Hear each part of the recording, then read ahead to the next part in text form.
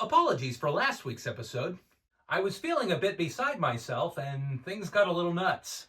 The truth of the matter is, I am beyond grateful for every single professional experience I've ever been fortunate enough to have. But What story would be worth telling without the good, the bad, and the occasional downright ugly? which leads me to one of my greatest experiences in the stop motion industry.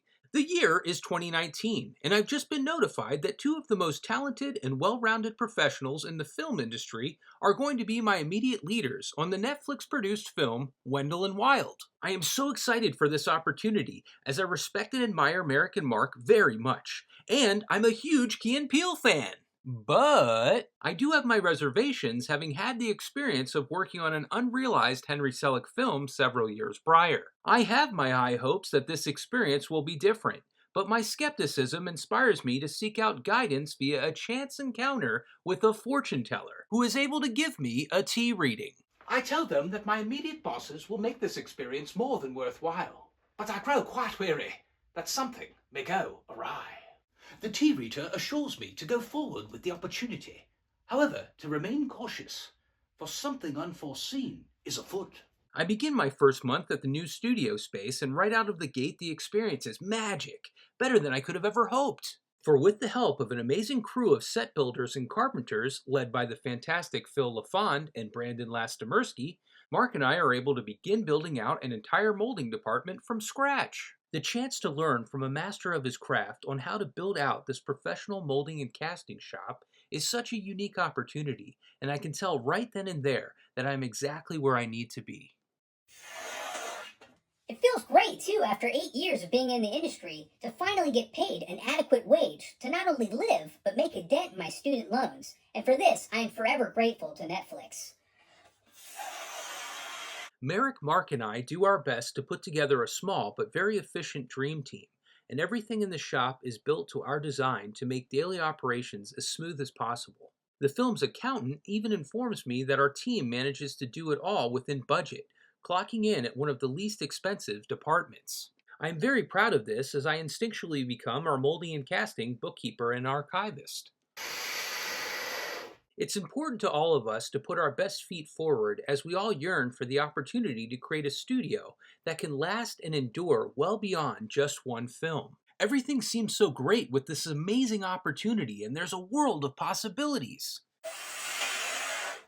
It doesn't take long, however, until we receive our first blow. That's right, the entire studio has just been notified that Merrick will no longer be the head of puppets. Our team pushes on without our leader, and I try to make the absolute best of a tough situation, but it is never quite the same again. I fight hard, though, to keep the team together and moving forward. For no matter what, I am proud of the work we're doing, as we get the opportunity to produce hundreds of molds and castings for this film. I figure at the end of the day, I'm honing my skills with the dream team, and I'm going to cherish every second of it.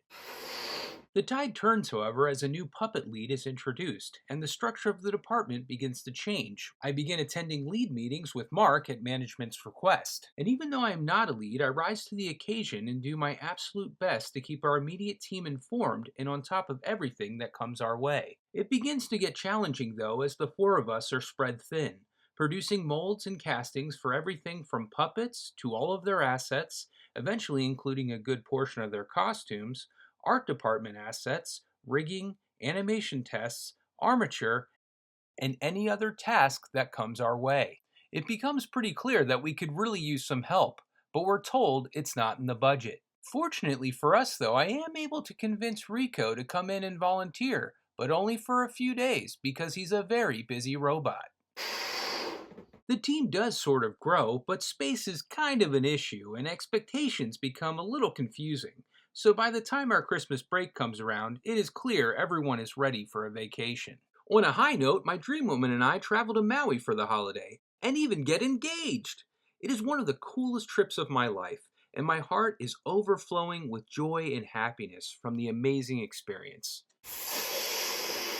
I am on cloud 9 when we all return to the studio after the break, but it doesn't take long until Mark reaches his breaking point with management. You have to understand that we were both hired by a man that we greatly respected and thought was going to remain our manager throughout the duration of the project. but the transition becomes a little complicated. Nevertheless, before I know it, I'm renting a van and helping pack up all of his things and moving him out of the department we built together. So yeah, in less than a year's time, I lose not one, but both of my dream bosses. I'm sensing a bit of a pattern here. I'm crushed by the loss and immediate change. However, it does not take long to add a little injury to insult.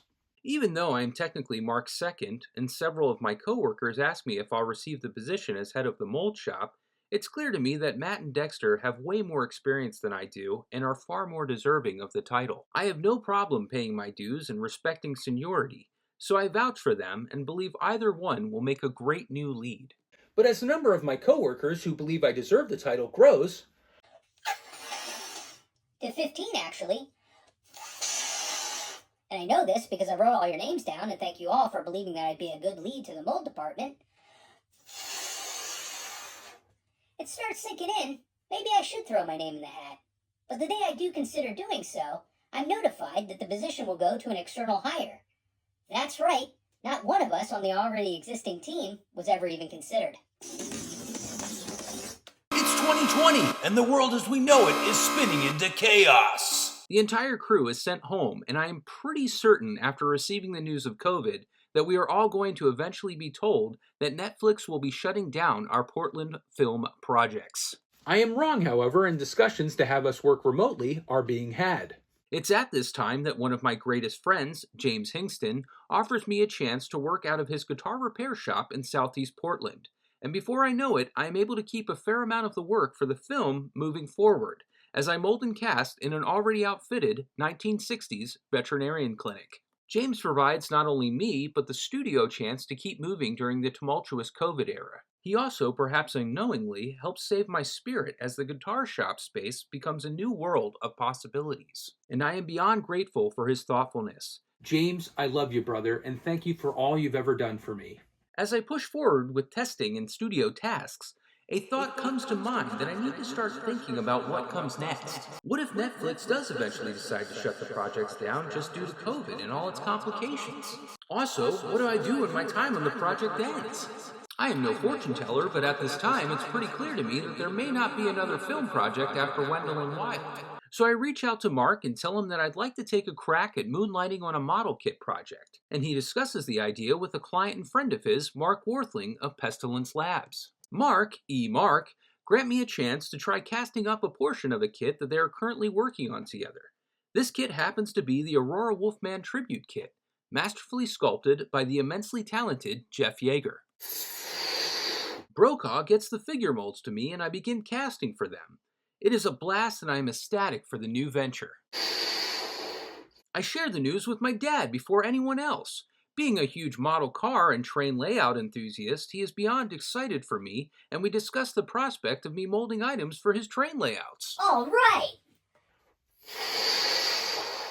Things are looking up, and I am overjoyed because suddenly it feels like I may have a calling after all is said and done with the film. But then I receive one of the worst phone calls of my life. It's my mom, and she's just informed me that my dad has died.